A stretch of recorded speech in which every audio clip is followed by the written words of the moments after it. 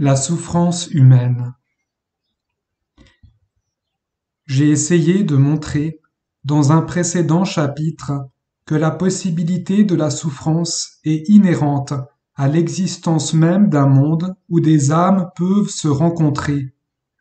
Quand ces âmes deviennent méchantes, elles usent inévitablement de cette possibilité pour se blesser mutuellement. Et cela explique peut-être les 4/5 des souffrances humaines. Ce sont les hommes, et non pas Dieu, qui ont inventé les chevalets de torture, les fouets, les prisons, l'esclavage, les fusils, les baïonnettes et les bombes. C'est l'avarice et la stupidité humaine, et non la parcimonie de la nature, qui nous valent la pauvreté et le travail oppressif. Il reste néanmoins beaucoup de souffrances dont nous ne pouvons pas nous attribuer ainsi l'origine. Et, même à supposer que toute souffrance fût l'œuvre des humains, nous aimerions savoir pour quelle raison cette énorme permission de torturer leurs semblables a été donnée par Dieu au pire des hommes. Dire, comme je l'ai fait dans le chapitre précédent, que le bien, pour des créatures telles que nous sommes actuellement, doit être prioritairement pris au sens de bien correctif ou réparateur, est une réponse incomplète. Tous les médicaments n'ont pas mauvais goût, mais si tel est le cas, c'est là un de ces faits déplaisants dont nous aimerions connaître la raison. Nous ne sommes pas seulement des créatures imparfaites qui doivent être améliorées. Nous sommes, comme le disait Newman, des rebelles, et nous devons déposer les armes. La première réponse, donc, à la question de savoir pourquoi notre guérison est nécessairement pénible, c'est que restituer cette volonté, si longtemps revendiquée par nous comme notre bien propre, est, en soi, en quelque lieu et de quelque manière que cela s'opère, une cruelle souffrance. Même au paradis, j'ai supposé que l'homme avait à surmonter un minimum d'attachement à lui-même, bien que le fait d'en triompher et de lâcher prise soit alors un ravissement.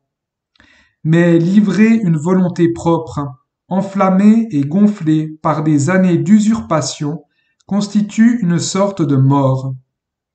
Nous gardons tous le souvenir de cette volonté propre, telle qu'elle existait dans notre enfance, de ces rages prolongées et amères toutes les fois qu'on la contrecarrait, de ces crises de larmes passionnées, de ce noir désir satanique de tuer ou de mourir plutôt que de céder.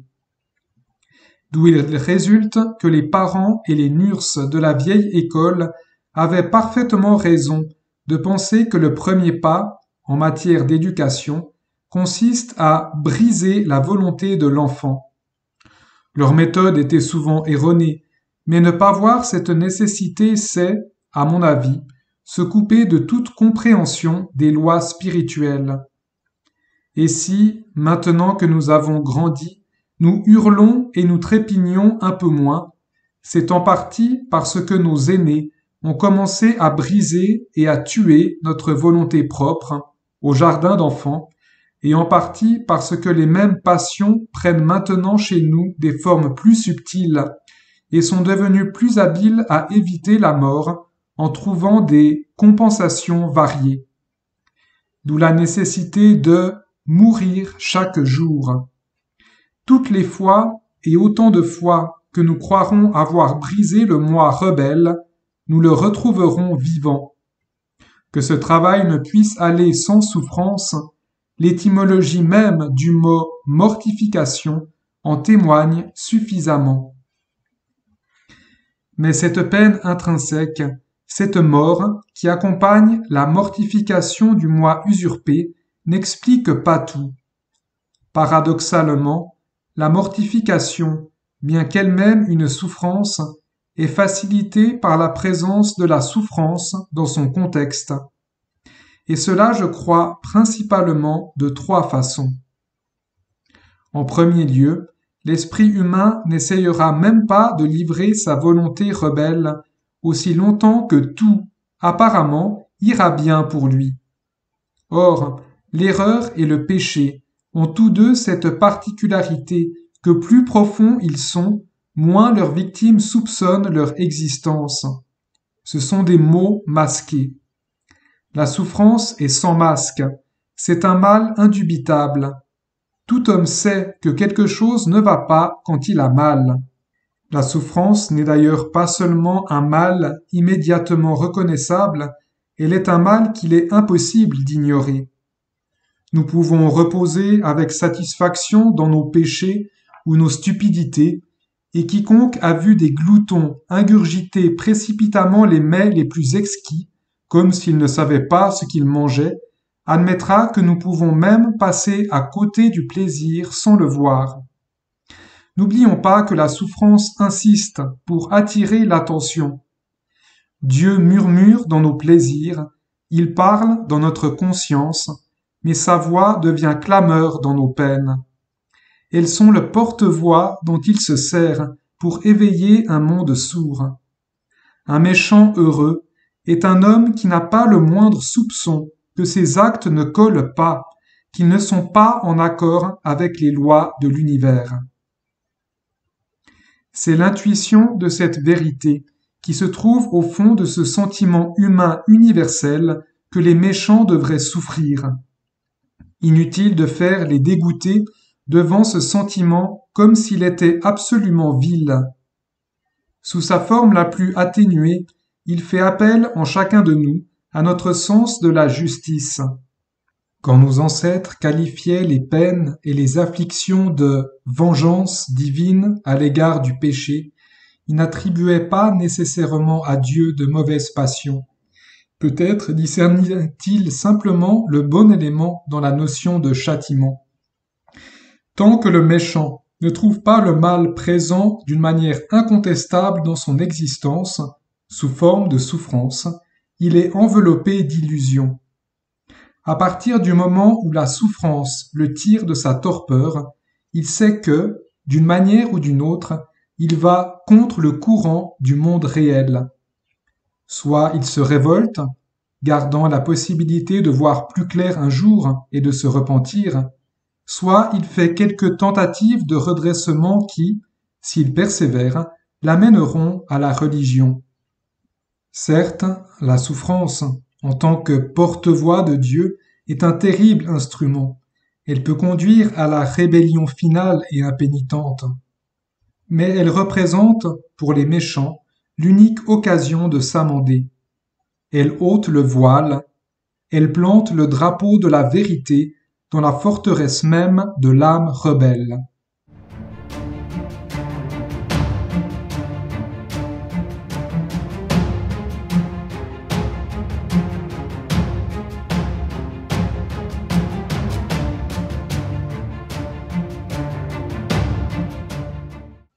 Si le premier effet de la souffrance, et le plus humble, est de dissiper l'illusion que tout va bien, le deuxième en dissipe une autre, celle qui consiste à croire que ce que nous possédons, que ce soit bon ou mauvais en soi, nous appartient et nous suffit. Nous avons tous remarqué combien il nous est difficile de tourner nos pensées vers Dieu dans la prospérité. J'ai tout ce qu'il me faut est une expression terrible quand Dieu est exclu de ce tout. Dieu nous semble alors un accident perturbateur. Comme le dit quelque part saint Augustin, Dieu veut nous donner quelque chose, mais il ne le peut pas parce que nous avons les mains pleines. Il ne peut trouver aucune place où le mettre. Ou bien, comme disait un de mes amis, nous considérons Dieu comme l'aviateur son parachute. Il est là en cas de besoin, mais nous espérons bien ne pas avoir à nous en servir. Or Dieu, qui nous a fait, sait ce que nous sommes et que notre bonheur réside en lui. Cependant, nous ne chercherons pas ce bonheur en lui tant qu'il nous laissera apparemment quelque chance de le trouver ailleurs. Tant que ce que nous appelons notre vie personnelle demeure agréable, nous ne la lui livrons pas. Que reste-t-il donc que Dieu puisse faire pour nous, sinon rendre notre vie personnelle moins agréable et tarir les sources plausibles de faux bonheur? C'est justement ici que la providence divine nous semble à première vue particulièrement cruelle, que l'humilité de Dieu, l'abaissement du Très-Haut, méritent le plus de louanges.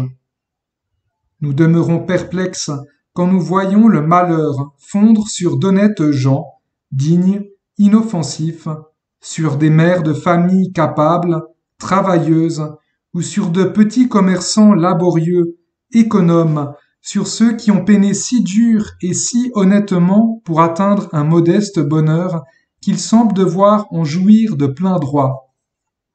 Comment puis-je exprimer avec assez de tendresse ce qu'il faut bien dire ici? Mais ce qui m'importe énormément, c'est le risque de détourner qui que ce soit de la vérité. J'implore le lecteur d'essayer de croire, ne serait-ce qu'un moment, que Dieu, qui a créé ces gens méritants, peut avoir vraiment raison de penser que leur modeste prospérité et le bonheur de leurs enfants ne suffisent pas à constituer leur félicité, qu'à la fin tout cela leur échappera nécessairement et que, s'ils n'ont pas appris à le connaître, lui, ils seront malheureux. Donc, il les dérange, il les avertit à l'avance d'une insuffisance qu'un jour il leur faudra bien découvrir. Leur vie, orientée vers eux-mêmes et leur famille, s'interpose entre eux et la connaissance de leurs besoins profonds. Il leur rend cette vie moins douce. J'appelle cela de l'humilité divine parce que c'est un bien piètre comportement que de baisser pavillon devant Dieu quand nous sentons que notre bateau s'enfonce, un bien piètre comportement que de venir à lui en dernier ressort, de lui offrir ce que nous possédons, quand cela ne vaut plus la peine de le garder pour nous. Si Dieu était fier, il ne voudrait pas de nous dans ces conditions. Mais Dieu n'est pas fier, il s'abaisse pour conquérir. Il nous veut, même lorsque nous avons montré que nous lui préférons tout au monde et que nous venons à lui parce qu'il ne nous reste plus rien de mieux à espérer. Le danger que présente l'illusion de se suffire à soi-même explique pourquoi notre Seigneur considère les vices des faibles, qui mènent à une vie de dissipation, avec beaucoup plus d'indulgence que les vices conduisant au succès temporel. Les prostituées ne risquent pas de trouver la vie qu'elles mènent satisfaisante au point de ne pas pouvoir se tourner vers Dieu. Les orgueilleux, les avares, les imbus de leur propre justice courent ce risque.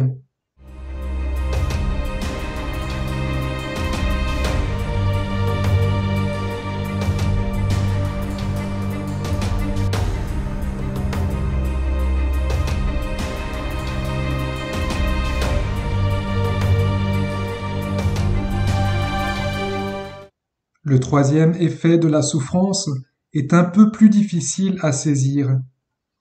Tout le monde admet que le choix est essentiellement un acte conscient. Choisir implique que l'on a connaissance de faire un choix.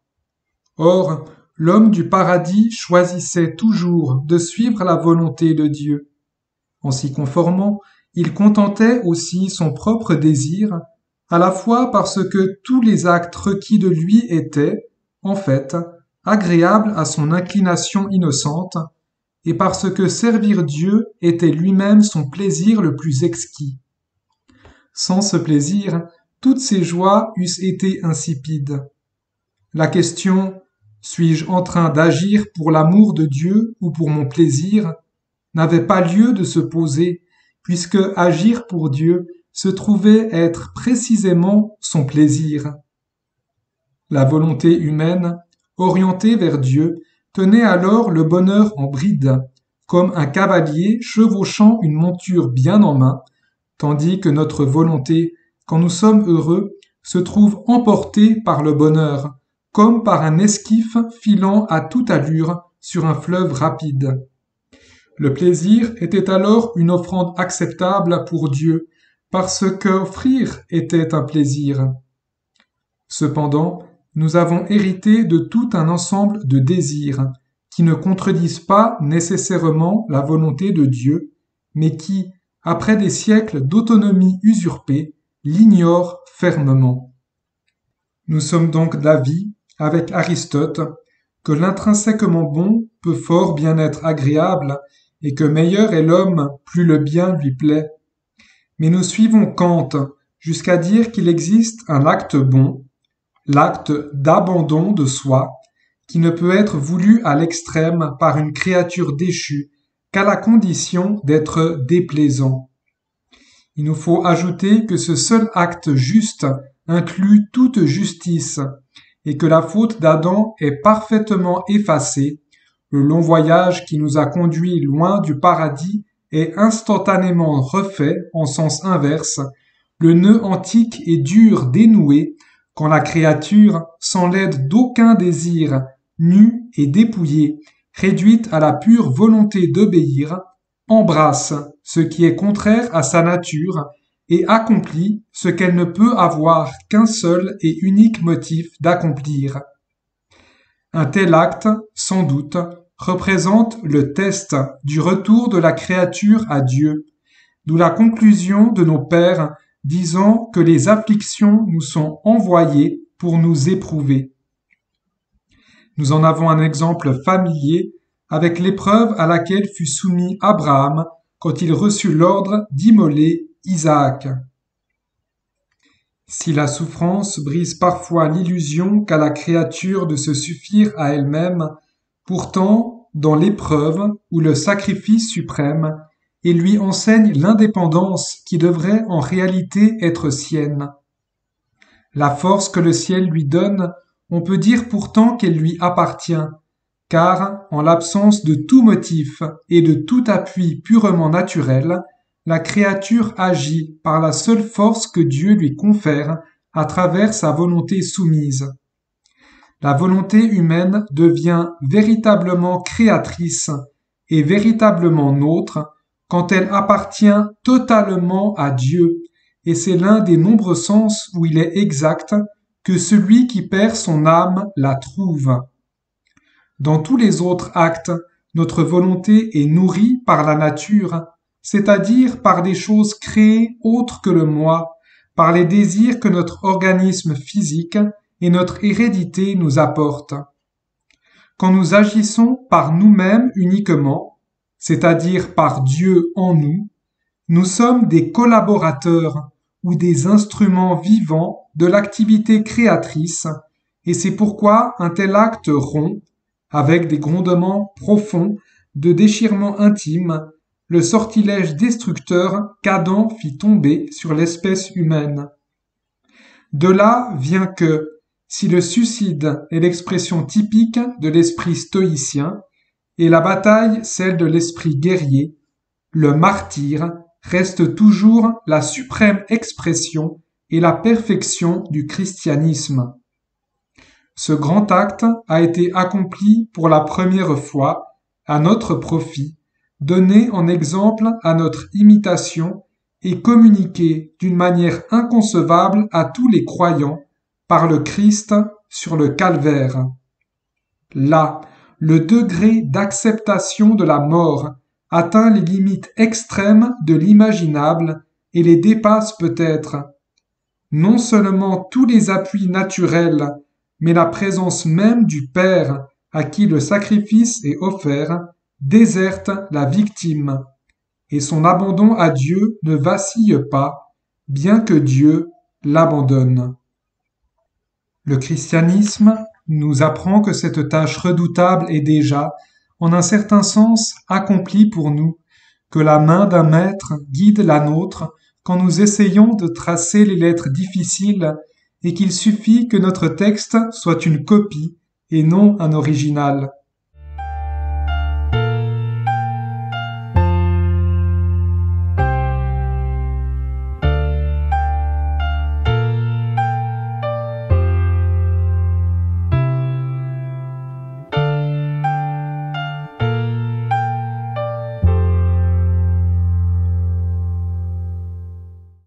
Il existe, dans le christianisme, un paradoxe à propos de la tribulation.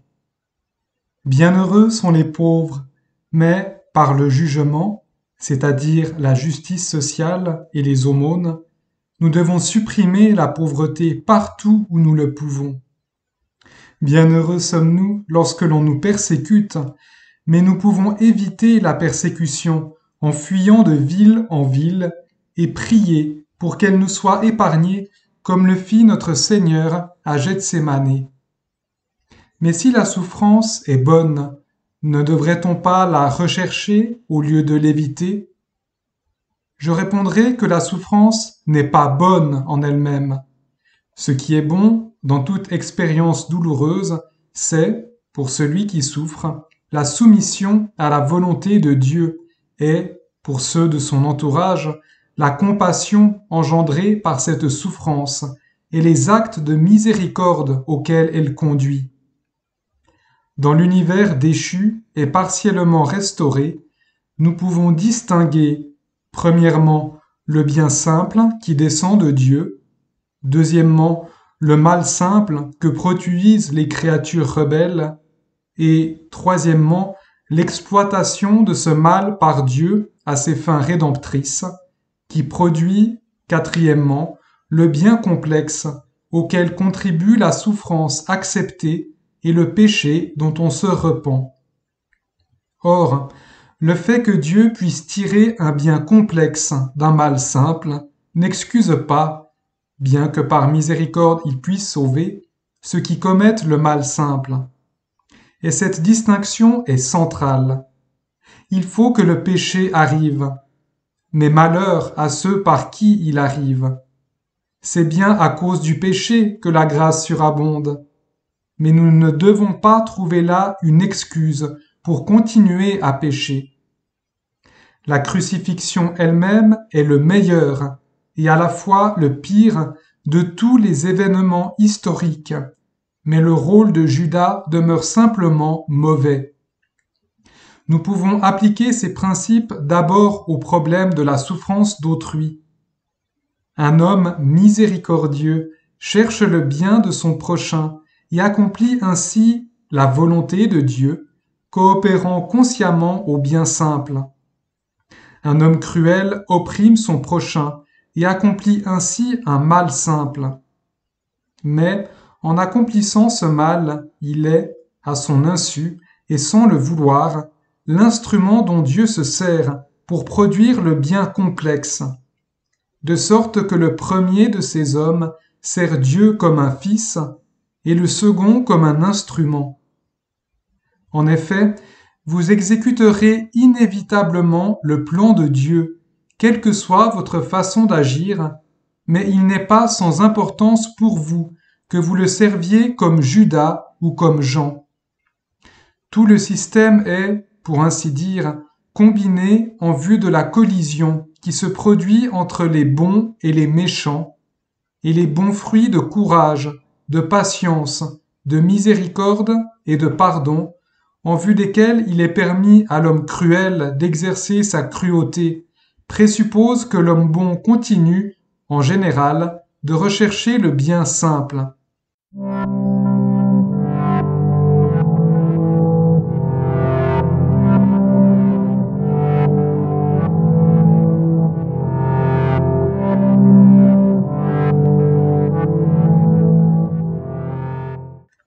Quand le problème se pose à propos de notre propre souffrance, la solution est identique. Certains ascètes se sont infligés des supplices. En tant que profane, je n'émets aucune opinion quant à la sagesse de tels procédés, mais j'insiste sur le fait que, quels qu'en soient les avantages, le supplice que l'on s'inflige à soi-même est une chose tout à fait différente de la tribulation envoyée par Dieu. Chacun sait que jeûner est tout autre chose que se passer de dîner pour des raisons accidentelles ou parce que l'on est pauvre. Jeûner, c'est affirmer la suprématie de la volonté sur l'appétit, la récompense en étant la maîtrise de soi, et le danger, l'orgueil. Subir la faim sans le vouloir, c'est subir, à la fois dans l'appétit et dans la volonté, le vouloir divin, ce qui nous fournit une occasion de soumission et nous expose au danger de rébellion. Mais l'effet rédempteur de la souffrance consiste principalement en sa tendance à réduire la volonté rebelle. Les pratiques ascétiques, qui en elles-mêmes fortifient la volonté, sont seulement fructueuses dans la mesure où elles rendent la volonté capable de faire régner l'ordre dans sa maison, dans les passions, préparant ainsi l'offrande à Dieu de l'homme tout entier. Elles sont nécessaires en tant que moyens. Prises pour des fins, elles seraient abominables, car substituer la volonté à l'appétit et s'en tenir là serait simplement échanger le moi animal pour le moi diabolique. Il est donc vrai de dire que Dieu seul peut mortifier. La tribulation fait son œuvre dans un monde où les humains cherchent ordinairement, par des moyens légitimes, à éviter leur propre mal naturel et à atteindre leur bien naturel, et elle présuppose un tel monde. Pour que nous puissions soumettre à Dieu notre volonté, il faut en posséder une, et qu'elle ait des objets.